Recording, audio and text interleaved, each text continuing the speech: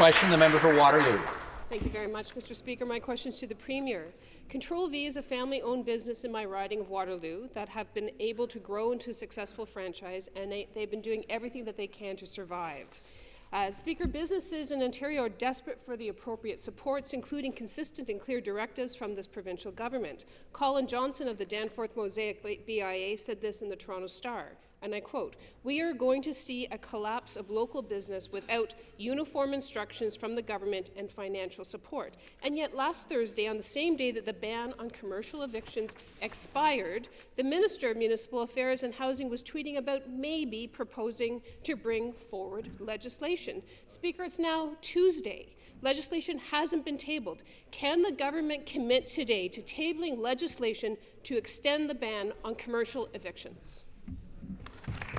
The parliamentary assistant, member for Willowdale. Thank you very much, Mr. Speaker, and I appreciate the question from the member opposite. I know that during our time on the Standing Committee of Finance and Economic Affairs, we heard from many small businesses like the one that she mentions in her riding, and heard exactly what they were asking for when it came to relief during this very difficult time, that is COVID-19. And that's why this government responded quickly. First in March, and then increasing the supports in August to $30 billion, and that money has been well received by the small businesses, Mr. Speaker. $241 million in rent relief, $50 million in the Ontario Together Fund, $355 million in employer health tax exemptions, $175 million in hydro relief, $8 million in additional support for businesses struggling to pay their energy bills, $57 million for the Digital Main Street program, a recent announcement of $300 million to help those businesses who had to enter the revised Stage 2 to help with their fixed costs, like overhead costs when it comes to hydro and property tax. And those supports are going to continue.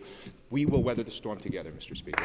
Thank you. The supplementary question. Thank you very much. Well, Control V came to those committee meetings all through the summer, and they feel like you've disrespected them because you have not put their recommendations into play. In the last 2 months, 6 of the Ontario locations have permanently closed. The 11 remaining ones have reduced revenue. These locations used every bit of relief, which was mostly federal, but like so many other businesses, they have not been able to access the first commercial rent program. Now they're barely hanging on.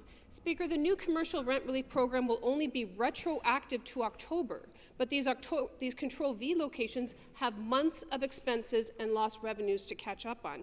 Is this government really willing to let these businesses go and close by not stepping up and provide retroactive support, which is what businesses in the province of Ontario deserve? The response, again, the member for Willowdale.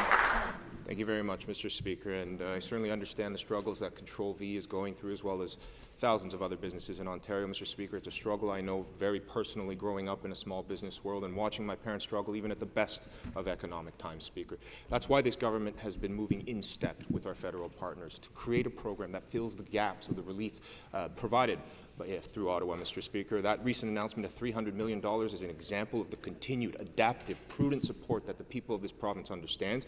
And as the member knows, on November 5th, we will table a budget that will outline additional important steps to protect Ontarians, to support them through the pandemic, and help our province not just to recover, Mr. Speaker, but to thrive once again.